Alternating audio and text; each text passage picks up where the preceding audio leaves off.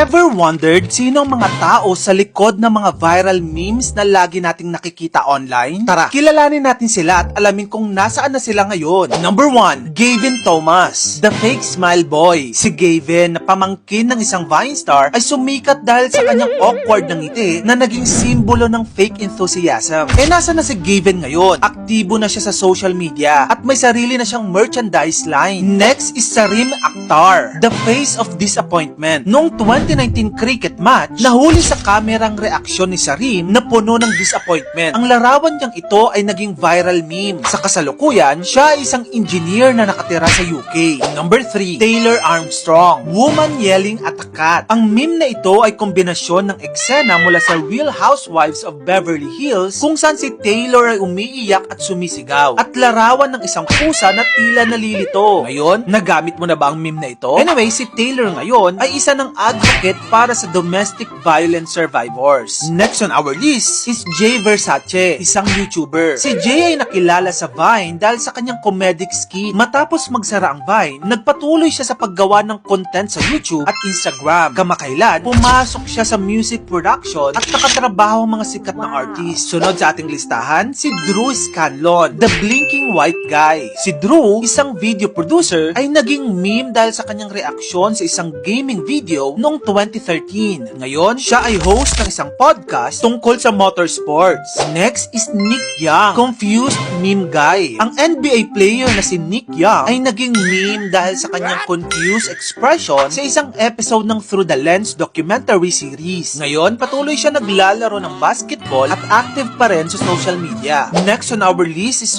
Juan Hoya Morja, the Spanish laughing guy. Si Juan, isang Spanish comedian, ay sumikat dahil sa kanyang infectious laughter sa isang interview na naging viral meme. Sa kasamaang palad, pumanaw na siya noong 2021. Next on our list is Kyle Craven, the Bad Luck Brian. Ang yearbook photo ni Kyle na may braces at awkward smile ay naging simbolo ng malas. Ngayon, siya ay isang project manager sa construction industry at may sarili ng YouTube channel. Next on our list, si Yao Ming, the father of meme. Ang dating NBA superstar na si Yao Ming ay naging meme dahil sa kanyang candid laughing face sa isang press conference. Ngayon, siya ay presidente na ng Chinese Basketball Association. And finally, to complete our list, si Kyla Nicole, isang YouTuber. Si Kyla ay nakilala sa YouTube dahil sa kanyang comedic content at reactions. Patuloy siyang gumagawa ngayon ng content at may milyon-milyon ng subscribers. Ang mga memes na ito ay bahagi na ng ating digital culture. At ang mga taong nasa likod nito ay may kanya-kanyang kwento. May nakalimutan pa ba ako sa aking listahan na talagang meme na ginagamit mo palagi? Share mo naman yung meme na yan sa comment section. At kung gusto mo pa na mag-ito pang klaseng content, i-follow mo na ako. Yun lang, maraming salamat sa panonood mga kamagkano.